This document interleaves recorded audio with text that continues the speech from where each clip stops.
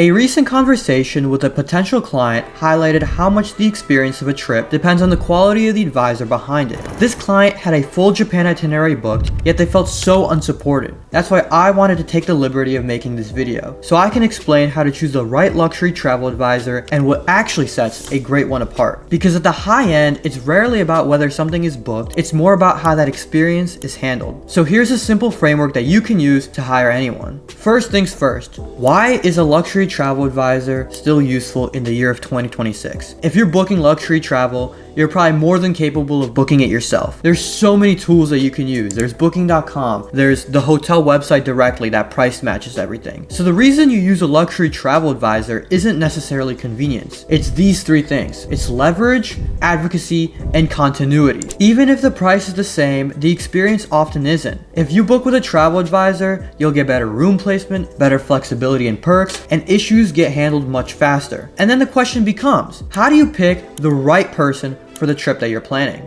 So here is my 5-step framework to help you find the travel advisor that you need. First, start with a clear idea of the kind of trip that you want. Do you want a one-stop destination, or do you want a multi-leg itinerary? Are you going to be flying domestic, or are you going to be flying international? Are you doing a straightforward luxury stay, or are you looking for something more complex such as a safari, some touring of South America, or a remote logistics heavy trip? The clearer you are, the easier it is to find an advisor whose strengths match your trip, because different advisors are good at different things. Second, be honest about how much support you want. Like anything, the more support that you want, the more of someone else's time that you're using. That's not bad, but it's important to align expectations, as more support equals more money. There's a spectrum for this. There's some advisors that are more resort focused, and there are some advisors that are more full service planners. Full service planners are, like the name says, full service planners. They'll help with everything. They'll do flights and transfers, dinner reservations, activities, and they'll be on call if something breaks mid-trip. Whereas resort focused experts will help you with selection, room type, and your on-property experience, but you will probably have to handle everything else yourself. Most disappointment comes from expecting full service support from someone who doesn't operate that way. Third,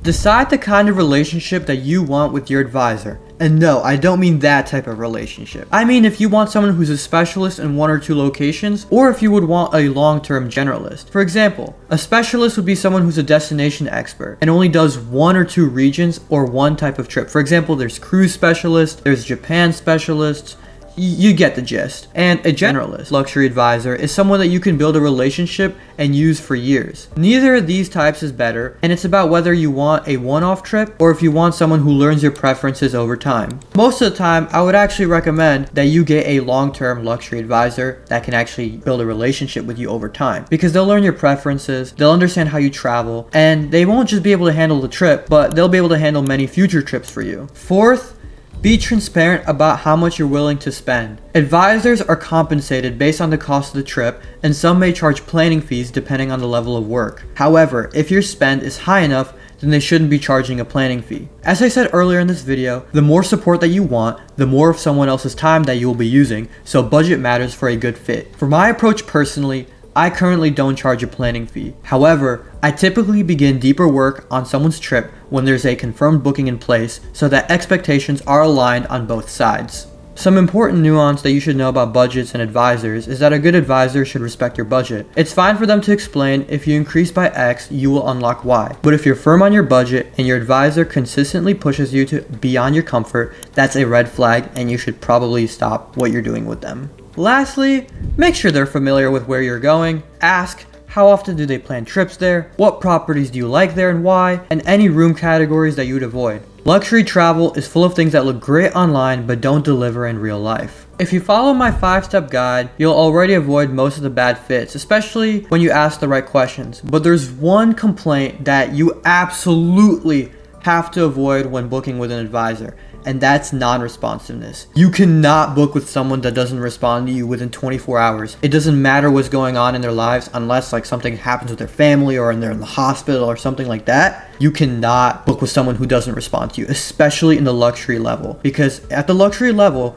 responsiveness is the service. So do whatever you can to make sure you get you an advisor that responds. Even if they're new, it's fine, but if they just try hard and you see that they're trying, that's the advisor that you want to go for. To close the loop on the conversation that inspired this video, what I actually told the client was simple. Before changing anything, we stepped back and clarified the kind of trip that they wanted, the level of support they expected, and where they felt the gaps were. From there, we focused on communication first, making sure expectations were clear, response times were defined, and nothing felt uncertain. Once responsiveness and clarity were fixed, everything else becomes much easier to evaluate. And whether someone works with me or not, that's the mindset I'd encourage. Prioritize responsiveness first, and everything else will build off of that. Thank you for watching this video, and I hope you have a good day.